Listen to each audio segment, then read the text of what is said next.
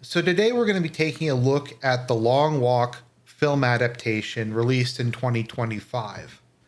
Now, this is a movie that I've been looking forward to for quite some time, years in fact.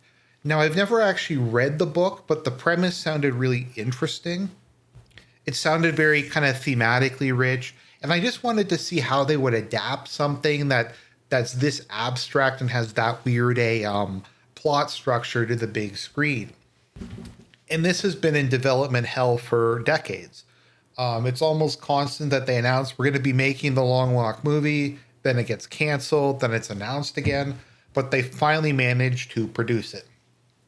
So The Long Walk is the long-awaited, as I said, adaptation of Stephen King's 1979 novel that was published under the Richard Bachman pseudonym. So Stephen King went through a period where he wondered if he could do it again. If the quality of his writing had declined and people just kept buying his books because he was Stephen King and they bought it because he was a famous author. So apparently this movie was shot in Winnipeg because if they wanted to get an area that captures postmodern, post-apocalyptic, desolate, poverty-stricken North America, Winnipeg is a pretty obvious choice. So this was filmed on a small $20 million budget, starring Cooper Hoffman as Garrity, David Jonsson as McVeers, and Mark Hamill as the manager, as the major, which is kind of a weird casting, and we'll get into that in a bit. So released, it didn't earn that much money, but it had 90% on Rotten Tomatoes, and I was very much interested into it. So before we go, let's see where this goes on the media taste scale. Now, even as I was watching this, I kind of had no idea really where to put it because a case can be made for most of the different quadrants on this, to be honest. There's just a whole bunch of kind of contradictory or weird parts to it that defies easy classification. So I decided to go with polarized for this. Now, polarized is when you have kind of extremes in multiple directions. Like it's somehow reflective and reactive at the same time. And I don't mean that it's kind of a middle ground that kind of mixes them. I mean, it has like an extreme one way and extreme another way. And the same thing for sensory versus conceptual. So I couldn't really plot this. And it's just going to kind of go into the polarized category. So the issue is it's built on a very minimalist premise. Boys walking until only one survives. There can only be one. Yet it plays out with stretches of very heavy dialogue, moments of sudden violence, and most of it is just runtime is walking, talking, and dreading, which makes the lead up to a death and the deaths themselves feel very intense. So, traits from the different categories. For reactive, there's sudden bursts of violence that can just kind of come out of nowhere. Whenever somebody falls behind, they'll have some very often gruesome injury, like a guy's foot almost falling off. And the executions in this movie are extremely brutal. They're shown mostly on screen, at least for the characters who have a name. Like they will show their head being blown apart. And I was kind of surprised. I get that this movie is 18A in Canada, but it was very kind of gruesome. And there's a certain intensity to that. It's also just sometimes there's a build up and then sometimes something will just happen. So there is these very reactive, sudden bursts of things going on stream. At the same time, though, long stretches of the movie are just dialogue between the characters about life, death, friendship, and the pacing kind of mirrors the monotony of the walk, punctuated by brief moments of action. And it kind of raises a lot of these themes. I don't think it does a particularly good job of exploring them, but it does raise them. Once again, conceptual, there's a minimalist premise. It very much functions as an allegory. And you're trying to figure out, like, what is the real purpose of the walk? Is this about proving the youth, the lack of a power that the individual has. Is this about providing hope to the country? Is this, and you kind of go through that and you start to think about all these different concepts, the game mechanics itself, and the symbolic weight of Garrity's father's execution and the ending of the movie. And then sensory, we have very strong sensory details in this. Them eating, shitting is a big thing in this movie because they can't stop, so they have to do it while walking. You just get a real sense of trudging through the rain, the exhaustion, the smell. You can almost smell it in the theater. And it kind of really simulates the boys' ordeal. So I think it's kind of unplottable. If I really had to give it a rating, I would probably put it over here in reflective because it's more slow than fast. But once again, it's kind of weird to me to have a movie this minimalist that has that much dialogue in it. Just kind of a strange way of going about it. So let us talk about the plot to this film. So this takes place in a near future America under authoritarian rule. Now, if this is near future from today or near future from when it was first made, I'm not really sure. A lot of the stuff looks more like it's from the 1970s or 1980s. So I'm not sure if this is supposed to take place in like the 2030s or the 2040s, or if this is supposed to take place in the alternate history 1990s. I can't really recall there being any technology that would not be available in the 1980s. So I think that's probably when this is supposed to take place. So America is a shell of its former self. We don't really know what caused America to go into such a rapid decline. A war's mentioned, and it's mentioned that it happened, I think, a couple decades ago, and the country is still trying to recover from the aftermath. In the aftermath of the war, a nondescript authoritarian government has come to power. So once again, the details are very vague. So here is kind of my speculation just from the details we have. America gets involved in a major war. It might be a civil war. It might be a war with a foreign power. They lose it, or it's a Pyrrhic victory. Maybe nuclear weapons are used. Maybe the economy collapses, but America gets very badly beat up by it. Then there's some sort of coup by the military under the guise of getting rid of the civilian government who lost the war, and they took some like national recovery or national rebuilding. And it's very much a focus that there's like an ongoing state of emergency based on trying to rebuild America. And even now, decades later, they're still trying to accomplish this. So I guess my guess is it's some sort of authoritarian military junta. There's some fascist aspects to it, particularly when they talk about the loyalty to the state and some stuff like that. But broadly speaking, it's generally speaking just kind of generic authoritarianism with a slight fascist coating. Anyway, so the premise for the movie is that 50 boys, I believe it's 100 in the book, are chosen for the annual long walk. This is where all the boys have to just walk. There's no end. It's just last man standing. It's like in Highlander, there can only be one. They have to maintain a pace of at least 3 miles per hour. If they drop below it, they get a warning. After 3 warnings, the next penalty is death. If they're able to walk for an hour without going below 3 miles per hour, they get a warning removed. So they just start out and then they just go. And that's kind of the entire premise, is just them walking along. And it's a elimination contest. And whoever's left gets the prize.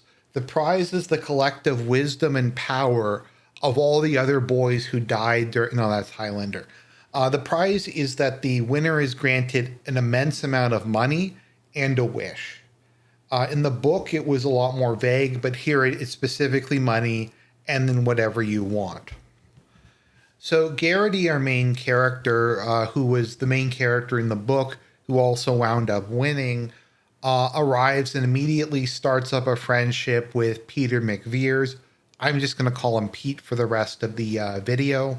And then we get some other people, Barkovich, Stebbins, Baker.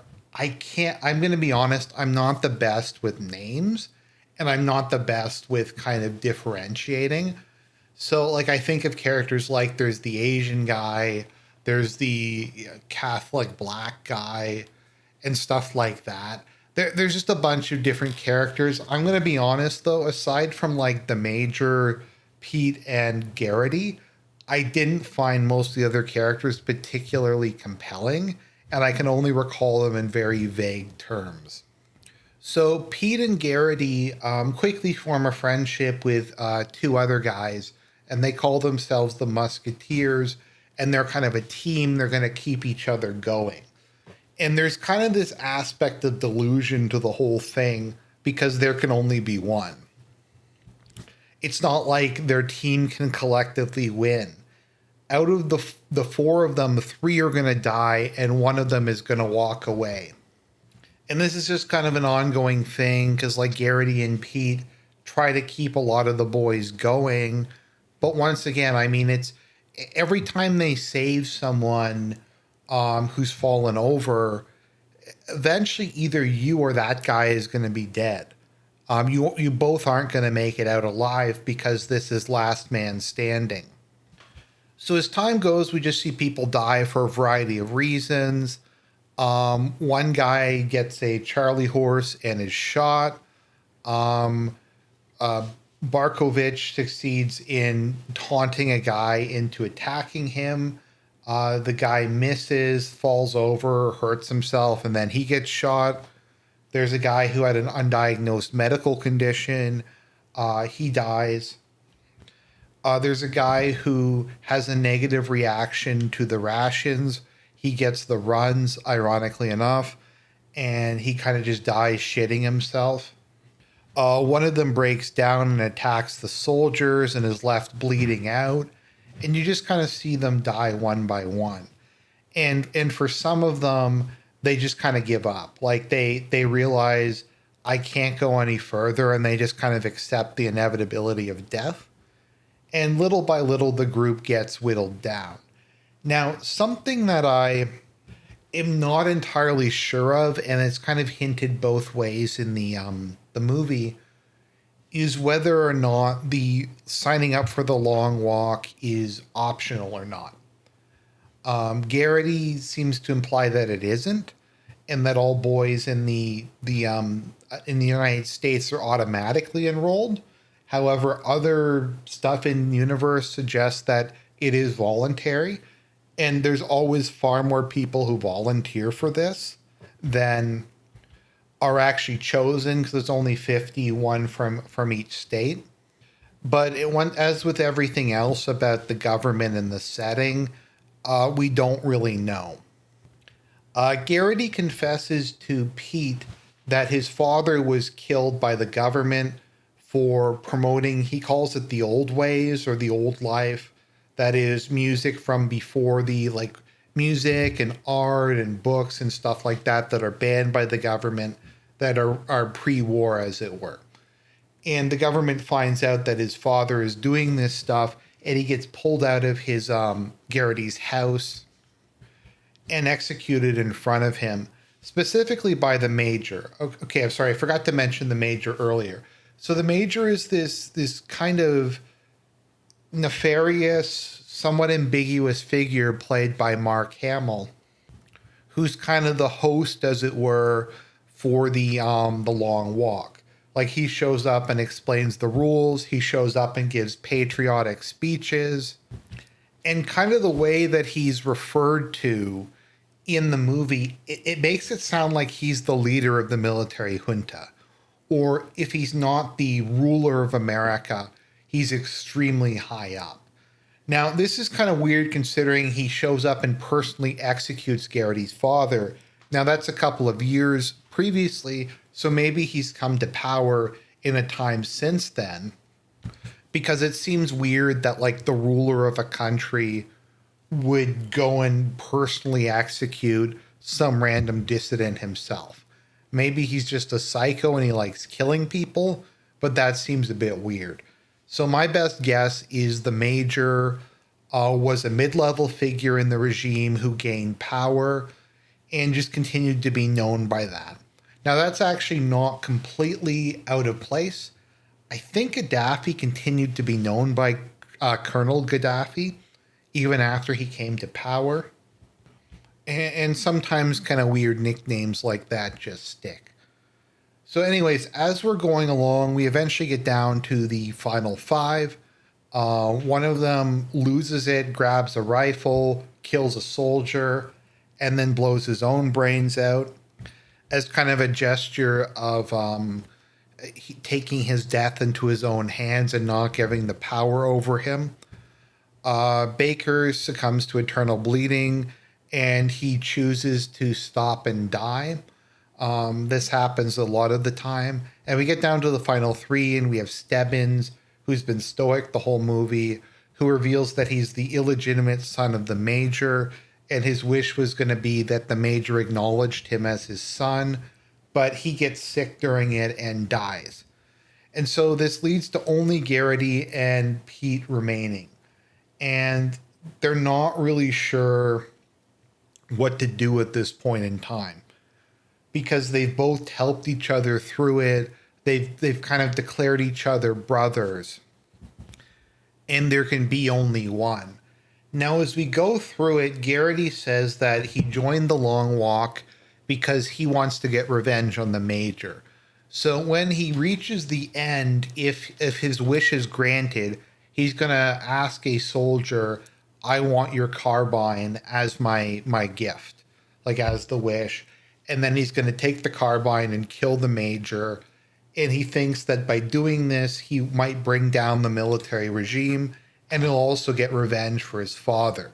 Now, Pete manages, it's kind of ambiguous to talk him out of it, and tells him that, like, you have to love life and forgive your enemies.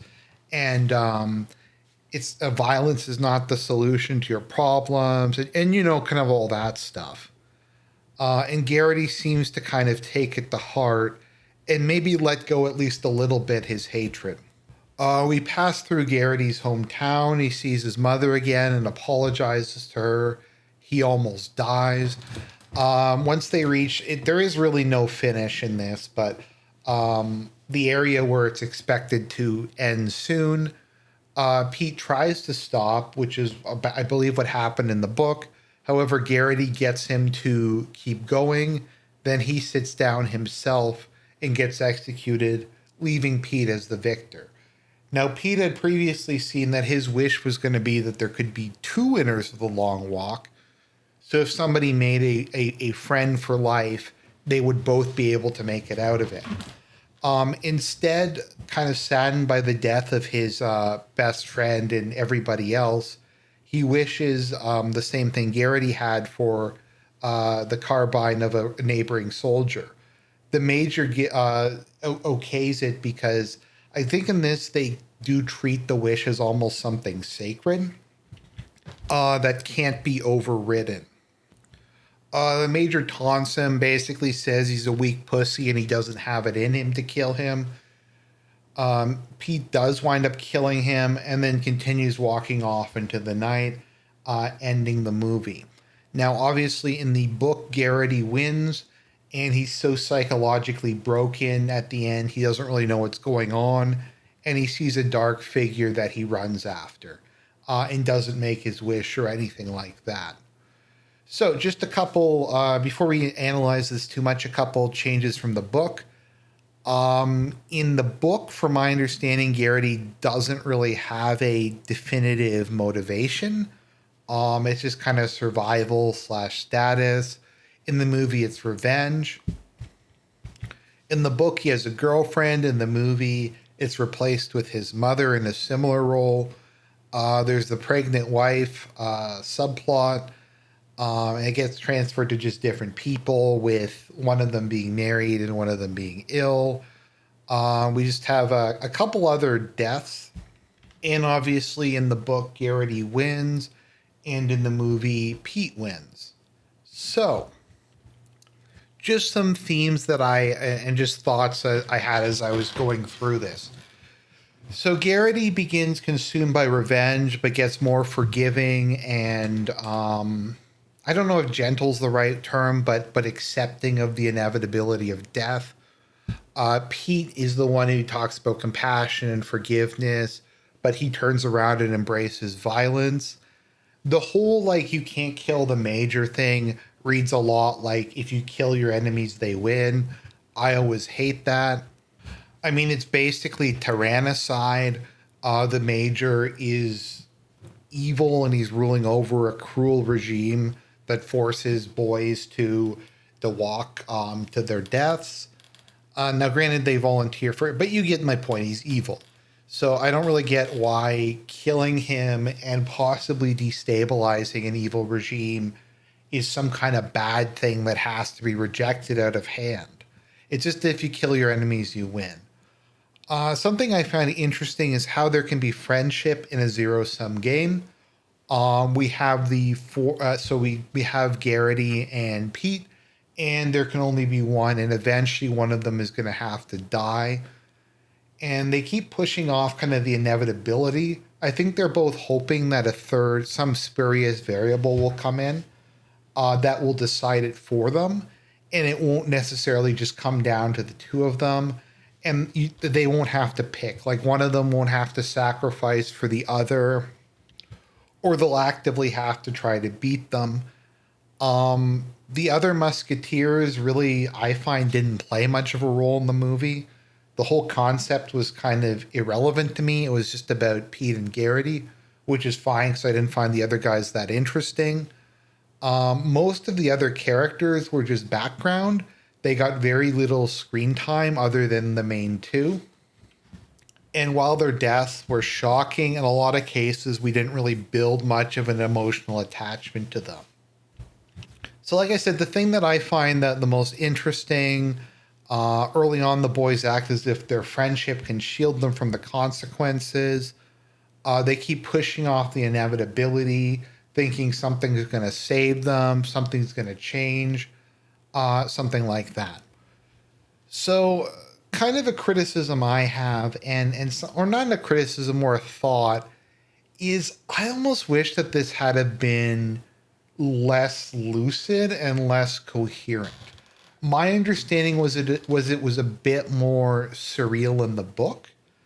This is something where I would have liked it if you had something like Ad Astra or Apocalypse Now or something like that, or Annihilation, where the rules of reality start to break down, where things just kind of get weirder and weirder and weirder as a combination of sleep deprivation, mental stress, and just everything else causes people to like start hallucinating. And just, I don't know, just to throw in some surreal, almost supernatural imagery, I think probably would have made this movie better. And I'd be willing to trade some of the completeness of the plot to kind of go with that a bit more.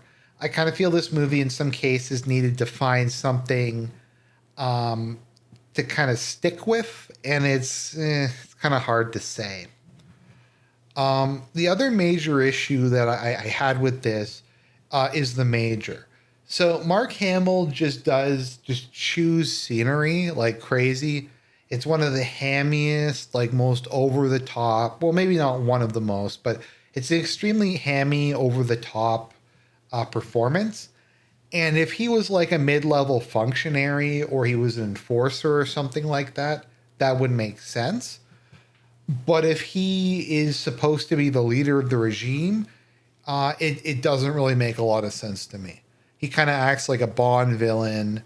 And it kind of gives the regime too much character as opposed to just kind of being a blank system. So those are kind of my overall thoughts about it. Now, getting into political, philosophical, and religious themes, we have generic authoritarianism, and people are like, "Oh, this is a criticism of authoritarianism," And it's like, it's the most lazy dystopian theme imaginable. Like every political film is like authoritarianism bad, system bad, political corruption bad. We're not going to address an actual issue that, like a moral quandary. We're just going to take like the most safe, the most approved talking points possible. And that's going to be our deep political commentary. And the Hunger Games does this and all the other stuff does. And it's just kind of, it's just lazy, and I don't really get the point of it at this stage. Maybe this is supposed to be some sort of criticism of the Trump admin, but to me, it just kind of lands flat. The other thing I find kind of weird is that it hints in a lot of different cases what the point of the long walk is. The major says that the reason that the country hasn't revived itself yet is because people are lazy. And this is about demonstrating effort and hard work and the resilience of the human spirit to the people of America to try to inspire them to work harder and to get their way out of the depression that they're in. Now, to me, that doesn't really make a ton of sense. And I don't really understand what they're kind of going for with it. Like in the Hunger Games, it's just pure state terror. It's to discourage rebellion. It's to cause the districts to stay in line because they're very much, is it supposed to be bred in circuses where it's like a death sport, it's blood sport, and people find it fun to watch? Is it false hope? It's the idea that anyone can win, anyone can change their situation, and advancement is possible. Is it to crush individuality? There really isn't any kind of commitment to one of these. It just kind of throws a couple out there. I would almost prefer if they just gave no reason for it than trying to kind of offer a couple suggestions and then not really following through any of them. And I feel like, from my understanding, the book was a lot more ambiguous about a lot of these things.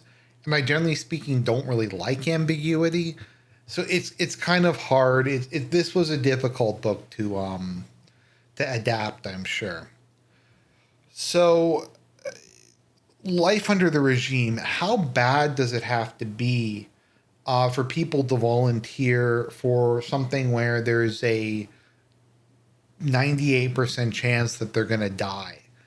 It's got to be pretty bad. I'm not sure if like they should have shown that, if there should have been more talk about it, but it definitely raises a couple question marks for me. Maybe this is supposed to be some lazy criticism of the American dream where people think they can have it all, where they think they're going to be the one who wins. I don't really know. But I don't really get why this would be attractive aside from just long shot dreaming.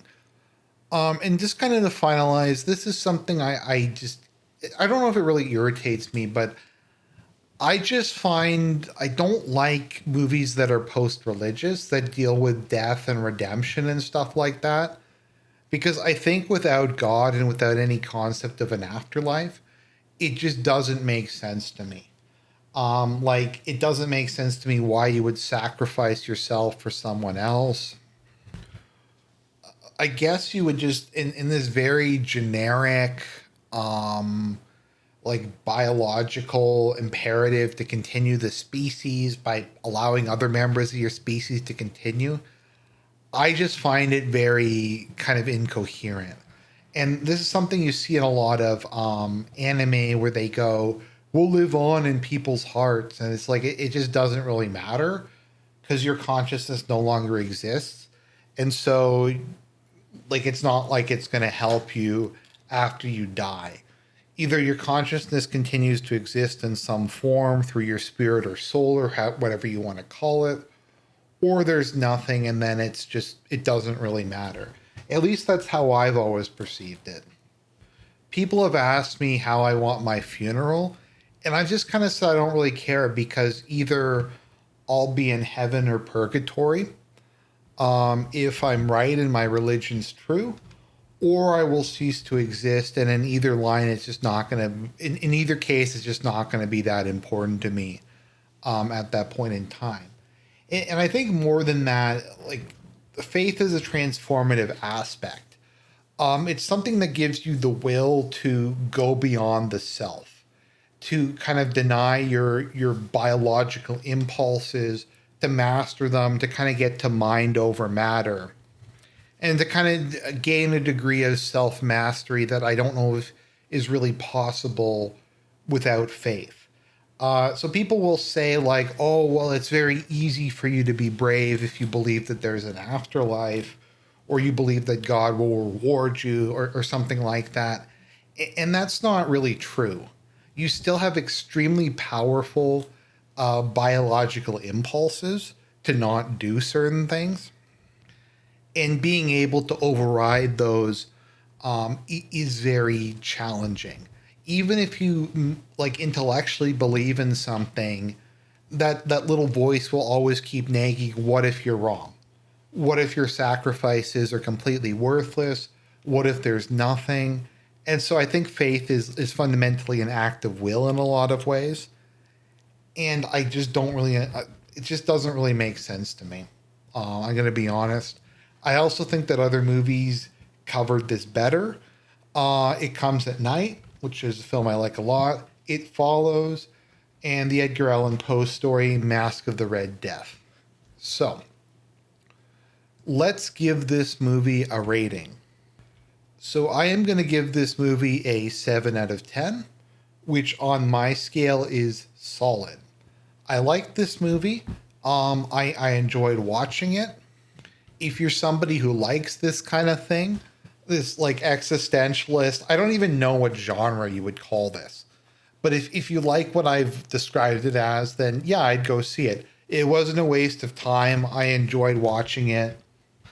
I liked it. I don't think it was great for a lot of the reasons I previously mentioned, but it's not bad. There's some good aspects to it. Garrity and Pete's friendship is very tragic, and I enjoy it. The role reversal is interesting.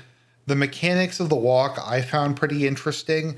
Just the rules, the penalties, the attrition, the different reasons people dropped off, just the mechanics of having to walk for that long a period of time.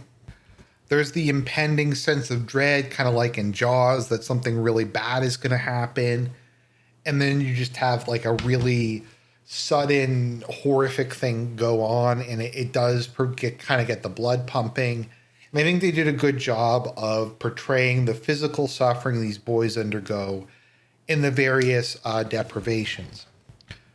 Now, my kind of main criticisms, the broader themes are kind of touched on and not really explored. The movie just kind of throws a bunch of stuff out there and hopes that something sticks without, I think, really developing any of them. The supporting cast, I think, are kind of irrelevant. I didn't really get invested in them. So it kind of lowers the emotional stakes. Like I said, I would have liked some more surreal and ambiguous elements to it. Maybe something vaguely supernatural. The thing is, though, for a movie with that much dialogue that's supposed to be philosophical or psychological, I didn't really think about this film much after leaving the theater. I kind of thought it was interesting, but unlike a lot of movies I watch, it really did not stick with me. And I didn't spend a ton of time just kind of ruminating on it. It was just kind of an interesting film, and then it was over. And for a movie that's so dependent upon these kind of themes, I don't think that's really a good sign. So a more objective evaluation based on kind of, I think, good points critics make that I might or might not agree with is Hoffman and Jonsson deliver a really good performance. It does a good job anchoring the film. The other people, even if they're kind of underdeveloped, put in a good effort. The most questionable performance is Mark Hamill, which I don't really know how to feel about. People say it was a very faithful adaptation of the book. It copied most of it. The ending was obviously a change up. that was done, I guess, so people who read the book would still be surprised by something. The cinematography and setting was really good. It emphasized the desolation of this future America that's actually Winnipeg, and just the attrition. And so the central premise is still good. It's interesting. It creates sustained tension. Critics had a lot of the same complaints that I did. The secondary characters are thinly stretched and kind of blur together. The pacing lags during long stretches of walking and dialogue. The pacing for this is kind of weird. Mark Hamill's Major is cartoonish and kind of ruins the tone. It feels like he wandered in from another movie. And the world building is just very vague, unclear why the walk exists or why boys volunteer. So I'm going to give it an objective valuation a bit higher because critics seem to really like this. And it was a very well done film. Maybe for someone who's a bit better at following minor characters than me, this would be even higher on the list. But I think it's a good movie. I would probably recommend it. If, like I said, if you're interested in kind of this dystopian, somewhat existentialist, dark thriller or whatever. But otherwise, you can just skip it. Not the top of my list. So that's my review of The Long Walk. I hope you enjoyed it. Let me know if you like this format. It takes a bit more time to do, but as I think you can tell, I can stick on topic a bit more. Even if it is still very long, I feel like I'm not really babbling for most of it, and most of what I say still has a point. Anyways, guys, God bless, and more content to come real soon.